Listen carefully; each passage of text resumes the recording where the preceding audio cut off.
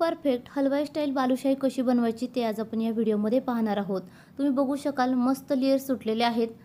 Perfect Halwai style balushahi बनवून तयार होते। घरातील फक्त 3 साहित्यांचा वापर करून आज आपण बालुशाही बनवणार आहोत। त्याचबरोबर तुम्ही बघू शकाल मस्त रसरशीत झालेली आहे। आजपर्यंत छान पाक मुरला गेलेला आहे। चला तर मग वेळ न वाया घालवता रेसिपीला सुरुवात करूया। इथे आपण फक्त 1 कप मैद्यापासून अर्धा किलो बालुशाही कशी बनवायची ते बघणार आहोत। 1 वाटी म्हणजे साधारण 200 ते 250 ग्रॅम आपण मैदा घेतलेला आहे। एक मोठं ताट घेतलेलं आहे। ताटामध्ये 1 वाटी मैदा आपण टाकून घेतलेला आहे। मैदा अगोदरच चांगला मी चाळून घेतलेला आहे। मैदा चांगला चाळून घ्यायचा आहे, त्यामुळे तो हलका होतो व बालुशाही छान खुसखुशीत होते। यामध्ये चवीपुरतं मीठ टाकून घेतलेलं आहे। तसेच 2-3 चमचे आपण तूप टाकून घेतलेलं आहे। इथे आपल्याला रवाळ दाणेदार तूप वापरायचं आहे। मेल्ट केलेलं तूप इथे आपल्याला वापरायचं नाही। साधारण पोहे खाण्याचे 3 चमचे तूप आपण यामध्ये टाकून घेतलेलं आहे। संपूर्ण तूप मैद्याला चांगलं चोळून घ्यायचं आहे।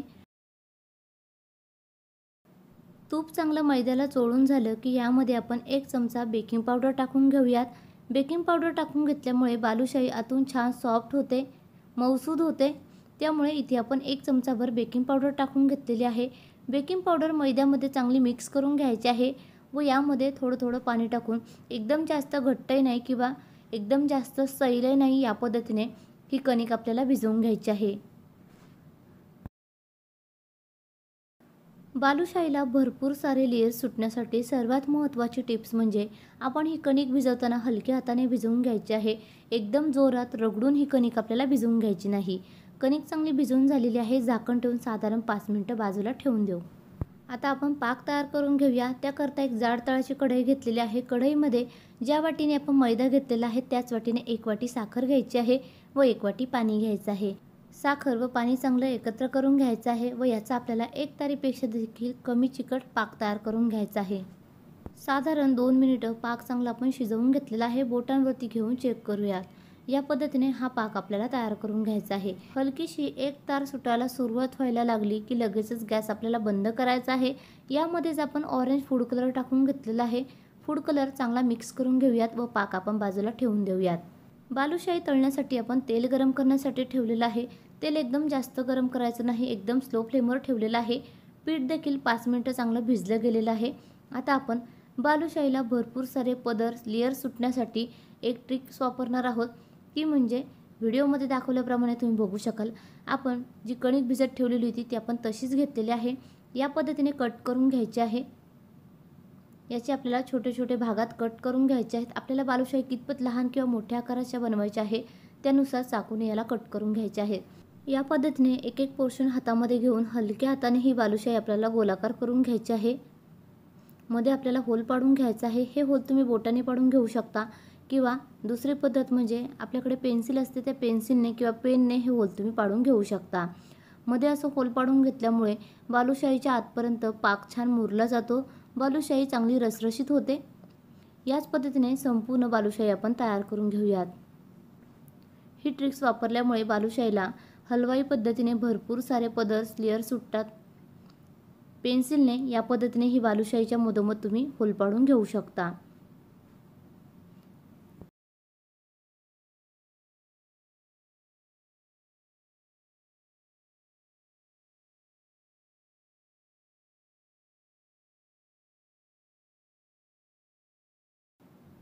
संपूर्ण बालुशाही आपण या पद्धतीने तयार करून घेतलेले आहेत।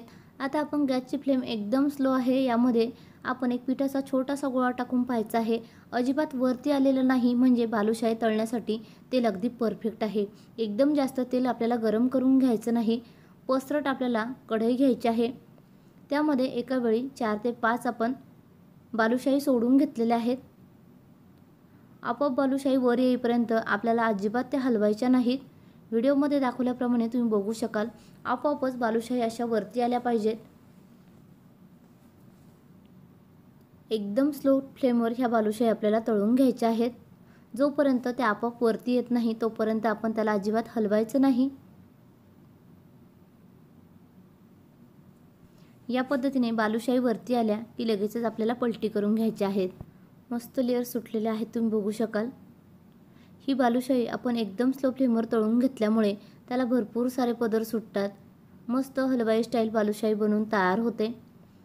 बालुशाही तळण्यासाठी भरपूर वेळ लागतो, पण एकदम स्लो फ्लेमवर ही बालुशाही तळून घेतल्यामुळे त्याला भरपूर सारे पदर सुटतात। तुम्ही बघू शकाल साधारण 2 मिनिटं झालेली आहेत। बालुशाही एकदम जास्त वेळ आपल्याला हलवून घ्यायची नाही। बालुशाही चांगली खरपूस रंगावरती तळून घ्यायची आहे, म्हणजे आतपर्यंत छान ती शिजली जाईल, अजिबात कचवट राहणार नाही। तसेच बाहेरचं आवरण छान क्रिस्पी होईल, अजिबात लूज पडणार नाही।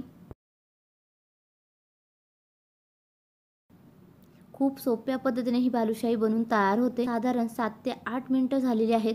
बालुशाहीला मस्त रंग यायला सुरुवात झालेली आहे।